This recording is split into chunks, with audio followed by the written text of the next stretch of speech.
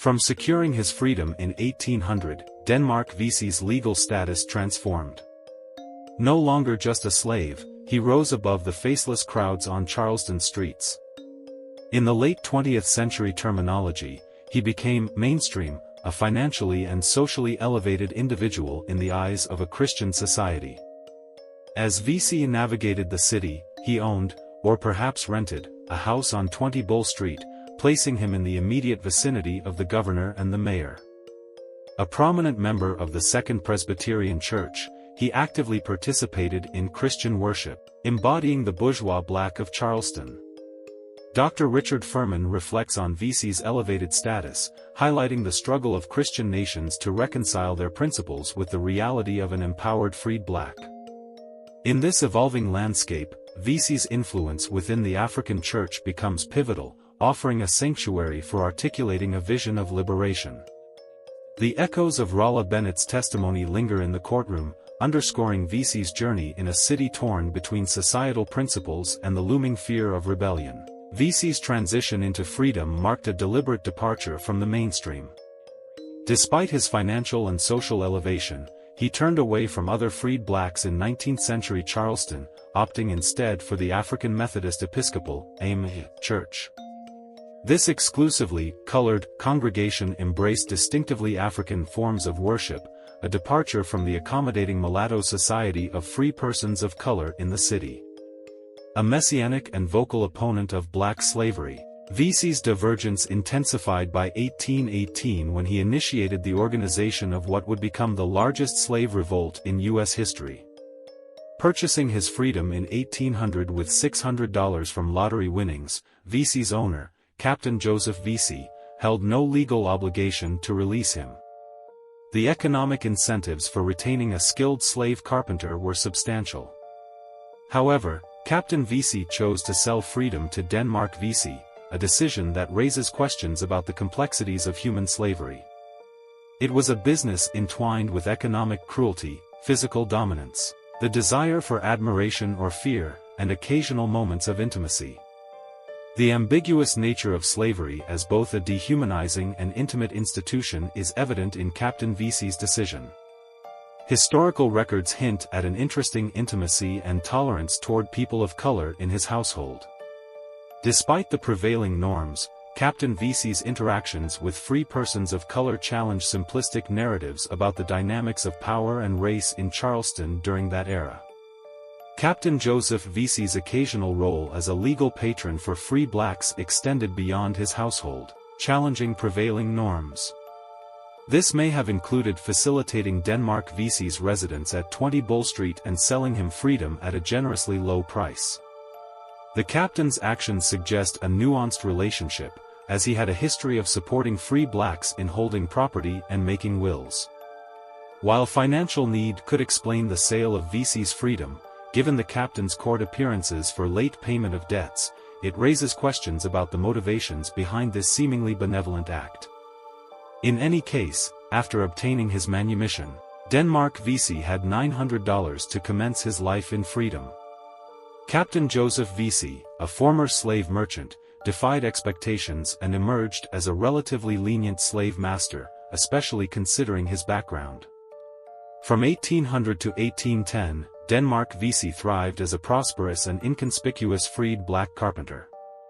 However, the transformation from a peaceful tradesman to a revolutionary leader between 1810 and 1822 perplexed many. A prevalent belief in Charleston suggested exclusively personal and domestic motivations, claiming Vesey aimed to secure freedom for his enslaved children. Yet, examining existing documents reveals an enigmatic and contradictory personal history. During his years of freedom, Vesey acknowledged several sons, but not all were slaves. One, identified as Robert Vesey, appeared to be free and went on to become a prominent builder and practical architect in Charleston. The complexities of Vesey's family life challenge simplistic narratives, with the available facts presenting an intricate and often elusive portrait. Free blacks enrolled in Charleston's churches suggests that many free blacks and slaves, like Denmark Vesey, found the AME Church a welcoming haven. Vesey's journey into the African Methodist Episcopal Church marked a deliberate break from the mulatto elite's institutions and places of worship. Despite his financial success and residence in proximity to this elite, there's no record of Vesey being invited to join the exclusive Brown Fellowship Society. The society, dominated by mulatto members, refrained from discussing religion or politics during its meetings, effectively sidelining the pressing issues of slavery and freedom. The mulatto elite, including prosperous and free individuals, preferred worship in established white churches like St. Philip's Episcopal or Second Presbyterian. These choices reflected social integration with former white masters rather than alignment with the predominantly black congregations. Notably, the Brown Fellowship Society's charter organizers had connections to St. Philip's, attending in segregated pews but denied burial rights in its grounds.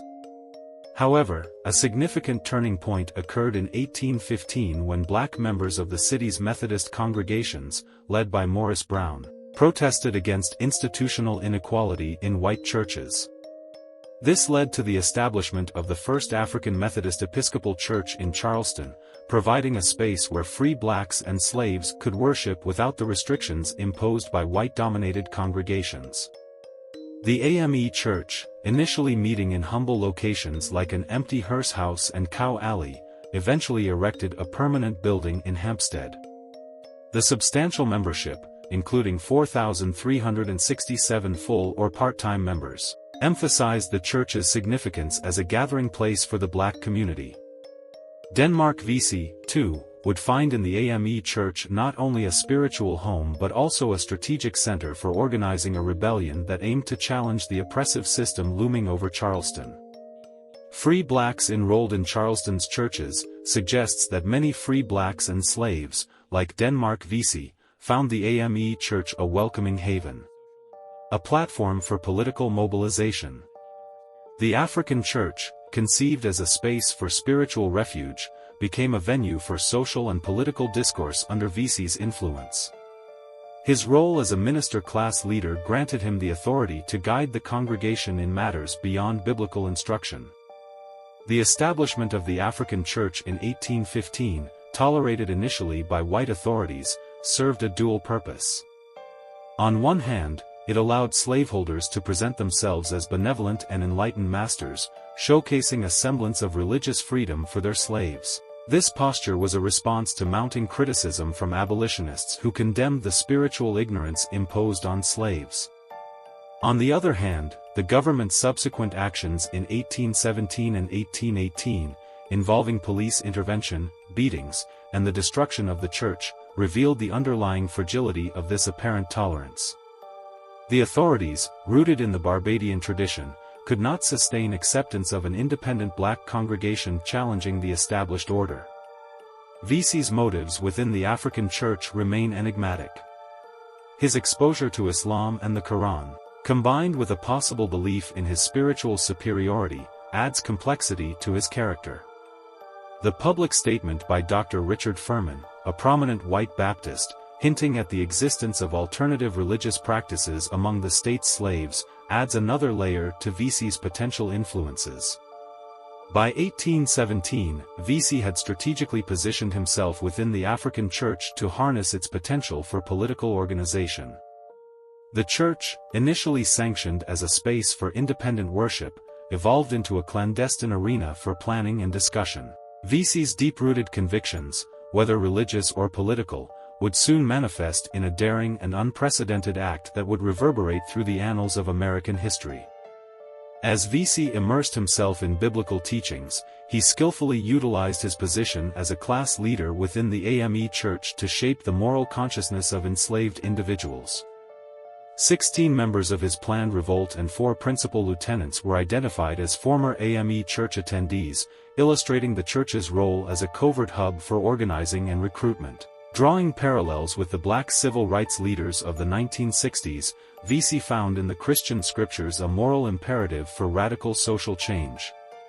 Through biblical discussions with enslaved AME members, he preached an apocalyptic rhetoric that instilled a sense of moral duty to fight for freedom.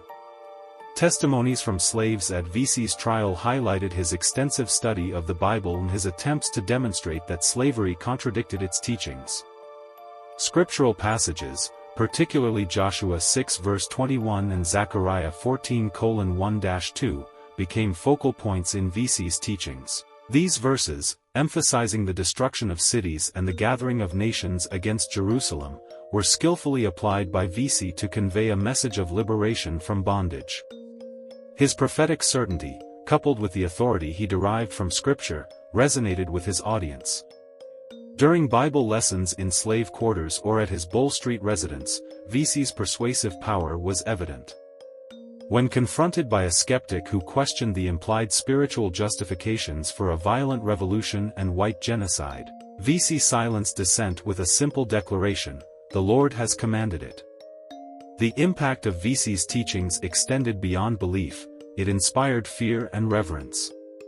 One slave, apprehended in the conspiracy, confessed to city authorities that he feared Denmark Vesey more than any white master and, astonishingly, more than he feared God. Vesey's combination of prophetic conviction and his imposing physical presence left an indelible mark on those who listened, setting the stage for a revolt that would challenge the foundations of slavery in Charleston. Gullah Jack, initially appearing as a whimsical figure to white Charlestonians, played a crucial role in Vesey's conspiracy. His unique ability to communicate in Gullah, the distinctive language of the coastal island slaves, made him a bridge between those who adhered to African religious practices and the Christian congregation of the AME Church. This linguistic skill, combined with his reputation as a shaman and herbalist, rendered him a respected figure among the Gullah people. To the Gullah community, Gullah Jack was more than a comical presence; he was the little man who can't be killed. Seen as possessing mystical powers, he was believed to be capable of projecting his mind into others' bodies, practicing herbal medicine, and employing obeah rituals to safeguard against bullets. His influence extended beyond the urban setting of Charleston, reaching the isolated coastal islands where Gullah culture and religion had persisted since their arrival in the New World. The Gullah community, with its preserved African traditions, revered Gullah Jack for his cultural knowledge and resistance against the oppression of enslavement. Vesey recognized the strategic value of Gullah Jack's allegiance. Not only did he gain a key ally for recruiting rebels from the AME congregation, but he also secured an adept organizer for the quasi-religious aspects of the impending revolt. Gullah Jack's animosity towards whites for their role in enslavement aligned with Vesey's anti-slavery sentiments, creating a formidable partnership that would shape the trajectory of the planned uprising. On June 9, 1818, a correspondent styled Patriot reported to the Courier the following news. "The conduct of a certain class of our free people of color within a few days past has been such as to induce the belief that unless they are checked, the public peace may be endangered."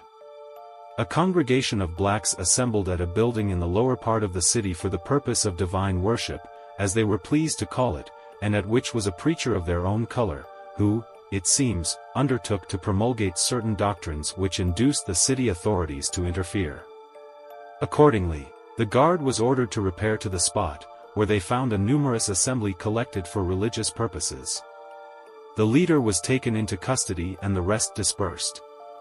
What the doctrines were that were promulgated I have not been able to learn, but the rumor is, that they had a direct reference to a subversion of the existing order of things. The suspicions of Charleston's white authorities were aroused, but the true extent of Vesey's plans remained concealed. The city guard's intervention in response to the perceived threat of subversion reflected a pervasive anxiety about gatherings of black individuals, even for religious reasons. The clash between the AME congregation's desire for independent worship and the city's apprehension reached a tipping point in 1818. As tensions escalated, Vesey continued his efforts to recruit followers for the impending revolt.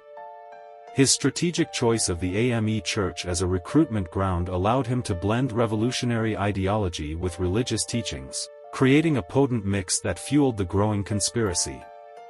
The unsuspecting white community, blinded by racial biases, failed to grasp the true nature of the activities transpiring within the African Church. The frustration and discontent that had simmered beneath the surface for years found a channel through Vesey's articulate rhetoric and clandestine organizing. His vision of liberation was fueled by a deep resentment against the institution of slavery, and his recruitment efforts extended beyond the AME congregation. Vesey sought to unite a diverse group of black individuals, both free and enslaved, under the common banner of freedom. The failure of the city authorities to recognize the true nature of his activities allowed Vesey to continue his subversive efforts, operating in plain sight as he traversed the region, planting the seeds of rebellion. The AME Church, despite facing persecution and repression, emerged as a symbol of resistance and a focal point for the aspirations of Charleston's black population. Vesey's influence within the church became increasingly pronounced as he leveraged his role as a class leader to disseminate his revolutionary ideas. The clash between the city's attempt to suppress black gatherings and the community's yearning for autonomy set the stage for a more profound and explosive confrontation. As Denmark Vesey expanded his network of conspirators, the countdown to one of the most significant slave revolts in U.S. history continued. The seeds of discontent sown during these years would soon sprout into a formidable challenge to the entrenched system of slavery, shaking the foundations of Charleston and leaving an indelible mark on the struggle for freedom. Of French and his status as a slave with access to the white city to work with other free blacks in Charleston and to contribute to the refugee French Negroes living in the city's district. Denmark Vesey's contact with the French Negroes at that time may have established the network he utilized in later years to organize a widespread rebellion. The French Santee offered Vesey a unique opportunity to build alliances and recruit followers. The cultural diversity of the region, with its mix of French-speaking whites and blacks, created an environment where discontent and the desire for freedom could find common ground. Vesey's personal history, having experienced the brutality of slavery on the sugar fields of Saint-Domingue, resonated with the French Negroes who shared a similar background. As Vesey traversed the riverine plantations, he articulated a vision of liberation that transcended individual grievances and united the oppressed against their common oppressors. The success of the slave uprising in Saint-Domingue served as a powerful example, and Vesey strategically tapped into the collective memory of the French Negroes, offering them a chance to rewrite their own narrative of resistance. Vesey's ability to speak French not only facilitated communication but also established a connection based on shared experiences and a common language of rebellion. The French Santee became a hotbed of clandestine meetings and discussions, as Vesey continued to weave the intricate web of his revolutionary plot. The echoes of the successful uprising in Saint-Domingue fueled the aspirations of those who yearned for freedom, and Vesey, with his charisma and strategic acumen, emerged as the catalyst for change. The stage was set for a rebellion that would reverberate far beyond the banks of the Santee River, shaking the foundations of slavery in the South and challenging the very essence of a society built on the exploitation of human lives. Vesey's intricate web of deception and persuasion extended beyond religious and revolutionary rhetoric. He understood the psychological and emotional needs of diverse groups within the enslaved population, tailoring his message to resonate with their unique experiences and aspirations. To the AME converts, he offered a narrative of divine deliverance rooted in Christian theology. For the quasi-Christian slaves of the Sea Islands, he assumed the role of a tribal leader, invoking a sense of ancestral power and mysticism through his alliance with Gullah Jack. To the French Negroes, he became a symbol of revolutionary leadership, drawing parallels with Toussaint Louverture and leveraging his linguistic abilities to communicate a vision of liberation. The manipulation of fear and hope was a central element in Vesey's strategy. By intertwining religion, promises of divine approval, and threats of violence, he created a potent mix that compelled individuals to overcome their hesitations and join the cause. The assurance of external assistance from Haiti and Africa served as a powerful motivator, amplifying the urgency of rebellion and instilling confidence in the enslaved. The myth surrounding Gullah Jack, presented as an invincible sorcerer, added a layer of mystique to Vesey's conspiracy. This belief in supernatural protection not only inspired awe but also instilled a collective sense of invulnerability among the conspirators. The distribution of charms and the association with Gullah Jack became integral to the psychological warfare Vesey waged against the institution of slavery. As Vesey traversed the plantations along the Santee River, he sowed the seeds of dissent and rebellion, weaving a narrative that transcended the immediate grievances of individual slaves. The promise of a liberated future, coupled with the strategic use of religious, cultural, and historical symbols, bound together a diverse coalition under the banner of insurrection. The impending storm of rebellion, fueled by Vesey's charismatic leadership and strategic acumen, cast a growing shadow over Charleston, challenging the entrenched structures of oppression and heralding an era of resistance that would echo through the annals of history. Their accusatory words were not intended as praise for Vesey, even in the formal words of his 19th-century accusers. However, there can be found confirmation of his remarkable achievement. Vesey had combined the apocalyptic visions of the white planter Hugh Bryan with the black nationalism of Jemmy and the Stono River rebels. To this rhetoric and sense of negritude, he added the historical example of the successful slave revolt in Haiti and the empowering magic of Gullah Jack in rituals that made male slaves perceive themselves as proud warriors. And this extraordinary change of self-perception among the black population of the Charleston district was accomplished by Denmark Vesey in less than 10 years. But from 1818 to 1822, nothing happened among the Charleston slaves but talk. Despite their outward placidity, however, these were years of crisis both for the Carolina planters and for Denmark Vesey personally. South Carolina was approaching a demographic and economic critical point during those 4 years, as the slave economy tightened its grip upon white and black people alike, rendering both races more precarious and unstable in their conditions there. Blacks were approaching their greatest majority in the district, at the same time that whites were increasingly unable financially to feed or house their slave population. The time for another black revolt was thus particularly propitious. And to Denmark Vesey, who was approaching his 60th year in 1822, it must have been an inescapable reality that he had but a few more active years remaining to see what he could do for his people. It was at this juncture in his life that Vesey came more frequently to the attention of Charleston's police authorities. Previously regarded by many of the city's whites as a respectable, if somewhat resistant, free black carpenter, by the into 1810s he began to act in ways that the city guard would have characterized as typical of a bad N-word expletive. For example, Vesey started refusing to bow to white pedestrians he encountered when walking down Charleston's palmetto-shaded sidewalks. This was an expected obeisance which other Charleston blacks considered necessary for the audience that he was considered by Charleston whites to be a shrewd, artful rascal. Rolla Bennett, who in December 1821 had been a free black for several years, was a shoemaker. Poyas was a skilled carpenter and Sunday school teacher, while Monday Gell was another free black carpenter with a bold and energetic personality. All were literate, had experience in and were skilled in the use of firearms, and were church-going Christians. Except for Gullah Jack, they were members of the AME Church. As many as 4 of the 5 had been born in Africa. A very high percentage of the would-be revolutionaries were of Bahamian or Caribbean descent, a further indication of Vesey's black internationalist approach. Caribbean blacks in the city had managed to recreate the Bahamian-based African Church by 1820, and they had then withdrawn their memberships from the AME Church. The Caribbean blacks tended to be highly nationalistic, as much as any other group of Charleston's blacks. For the African Church was a colonizationist group that rejected the Americanization of its congregation, and it proselytized for black emigration to Africa and Haiti. The alienation of Caribbean blacks from the AME.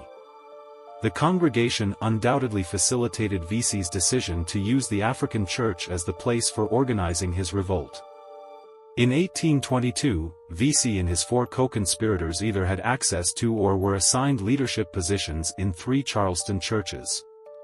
Gullah Jack was a class leader of the AME Church, Poyas and Gell were church trustees of the AME Church, and Monday Gell was a trustee of the Methodist Church. But only the AME Church was central to Vesey's plan. There, Vesey could count on at least 15 conspirators who were part of his plan. Moreover, 2 of the city's other churches had histories of proselytizing for black revolts, and most black churches, as well as white churches, were ultimately formed around the nucleus of these earliest converts. The city's free mulattoes, for instance, separated from the free blacks and formed the separate Baptist Church in 1819, possibly as a reaction to the 1818 police raid on the AME Church, and this church fostered numerous revolts in the following years. Moreover, as had the free blacks, the free mulattoes held their meetings under an oath of secrecy, so that church membership was exclusive, even when all else was tolerated. The fact that the city's free mulattoes at this time did not allow in their membership any free blacks, and that they seceded from the Second Presbyterian Church, reinforces the belief that Vesey could not have approached any free mulattoes to become members of his conspiracy, for the mulattoes had, even then, formed their own church and oath-bound societies. Late in 1821, Vesey began coordinating the final details of the planned insurrection. The recruits were gathered, the locations identified, and the date set. The scope of the plot was ambitious, with the conspirators aiming to seize the city arsenal and send word to other plantations to join the uprising. The intricate network of conspirators encompassed a diverse range of individuals, including slaves, free blacks, and Caribbean immigrants, united by a common desire for freedom. Vesey's strategy involved exploiting the deep-seated fears of the white population. The conspiracy targeted not only the planters but also their families, including women and children. The plan was to instill terror in the hearts of the white community, leaving them paralyzed and vulnerable to the advancing rebellion. As we delve into Chapter 4, we invite you to unravel the profound significance of fire in Vesey's uprising. This elemental force not only serves as a powerful metaphor for the burning desire for freedom but also becomes a literal instrument of change, forging a path toward a new dawn of liberation. Join us on this intense exploration, where flames ignite the spirit of rebellion, illuminating the shadows of history and highlighting Vesey's audacious quest for justice. Chapter 4 promises to illuminate the role of fire in Vesey's narrative, blazing a trail through the complexities of his uprising and leaving an indelible mark on the pages of resistance.